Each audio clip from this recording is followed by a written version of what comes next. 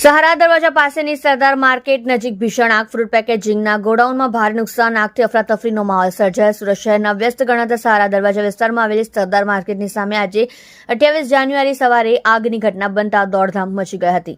માર્કેટની સામે આવેલા ફ્રૂટ પેકેજિંગના એક ગોડાઉનમાં અચાનક આગ ફાટી નીકળતા લાખો રૂપિયાનો સામાન બળીને ખાખ થઈ ગયો છે. ફાયર વિભાગને કલાકની ભારે જહેમત બાદ આગ પર કાબુ મેળવવામાં સફળતા મળી છે.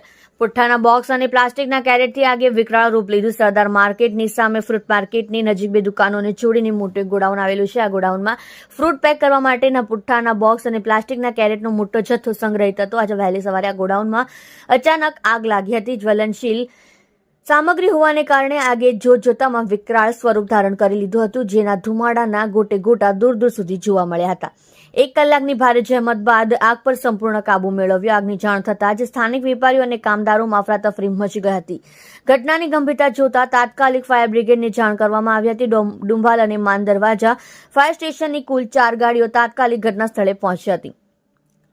ફાયર ફાઇટરોએ સતત પાણીનો મારો ચલાવી અંદાજે 1 કલાકની ભારે જહેમત બાદ આગ પર સંપૂર્ણ કાબુ મેળવ્યો હતો. ગોડાઉનમાં રહેલો 70% સામાન બળીને ખાખ.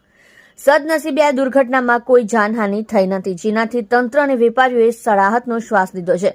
પ્રાથમિક અંદાજ મુજબ ગોડાઉનમાં રહેલો 70% જેટલું સામાન બળીને ખાખ થઈ ગયો છે. આગ લાગવાનું ચોક્કસ કારણ હજુ જાણી શકાયું નથી, પરંતુ પ્રાથમિક દ્રષ્ટિએ શોર્ટ સર્કિટને કારણે આગ લાગી હોવાની શક્યતા સેવાઈ રહી છે.